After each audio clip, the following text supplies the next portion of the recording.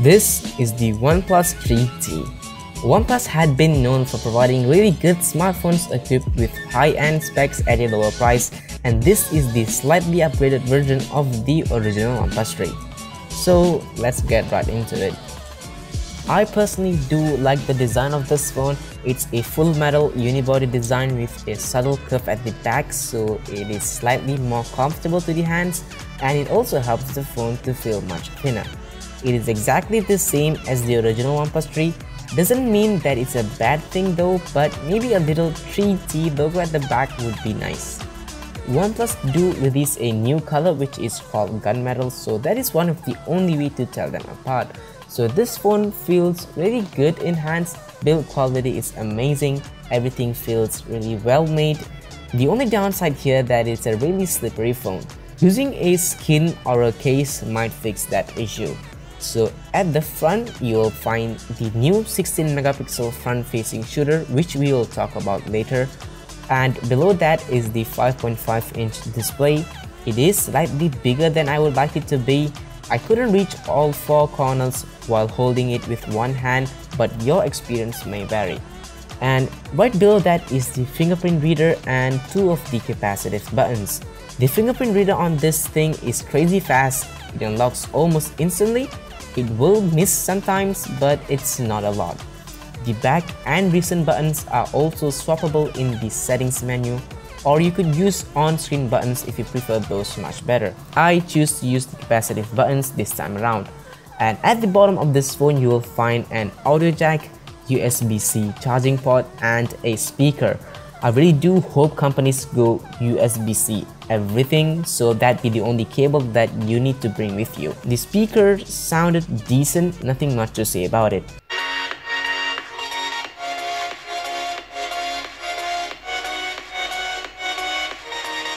You have nothing to worry about the top of this phone, so that brings us to the back. You will find a 13 megapixel camera and dual LED flash. So moving on to the sides, you will find a power button, SIM card slot which supports dual SIM, volume rocker, and the alert slider where you can toggle between silent, do not disturb, and ring. I don't actually use it that much, but it is a nice to have. All the buttons has a good amount of tactile feedback and it is well placed. So let's get back to the display. It is 1080p, the display looks amazing at 440 ppi, the colors are pretty good, but I think the glass is slightly more glossy than I prefer, so I do have some reflection issues while using it outdoors. The brightness would get reasonably high, but it's not the best display out there.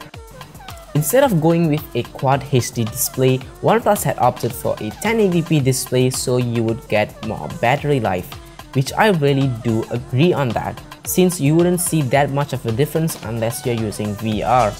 Well, we will get back to the battery life later. So since this phone looks exactly the same as the original OnePlus 3, the real difference is in the inside, right? Yes, it is. So this phone came with a Qualcomm Snapdragon 820 CPU clocked at 2.3 GHz, Adreno 350 GPU, and a whopping 6 GB of RAM. So you could multitask like a boss. So to see how they perform, I ran Geekbench.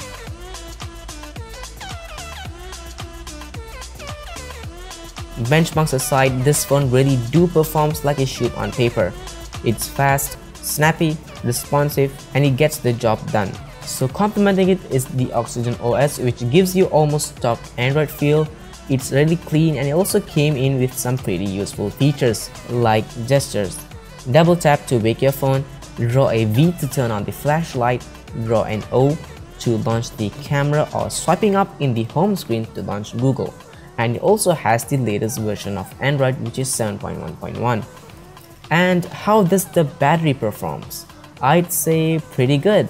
With its 3400 mAh battery, I could easily get 4 hours of screen on time, and on a normal day, I'll still have some battery life at the end of the day, but all of that doesn't matter because the charging speed is blazingly fast. Like, I mean seriously fast, and thanks to the dash charging technology. You could get up to 60% from a completely dead phone in just 30 minutes, and not to mention that OnePlus crammed in a bigger battery with the same body, which is really impressive. And another benefit of dash charging technology is that the heat generated during charging is contained in the wall adapter instead of reaching to your phone. So it means that you could use your phone while charging without worrying charging speed slowing down. So let's move on to the camera. Let's start off with the front-facing camera, where there is a huge upgrade over the OnePlus 3. So it has a 16 megapixel sensor compared to the 8 megapixel sensor in the OnePlus 3. So it could take really good photos. It's f2.0 aperture, so it could take pretty clean pictures in low light, while the rear camera is still the same 16 megapixel Sony sensor with optical image stabilization, f2.0 aperture and face detection autofocus, but it still has the camera bump.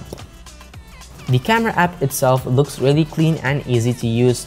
You also find manual mode if you wanted to dial in the settings yourself.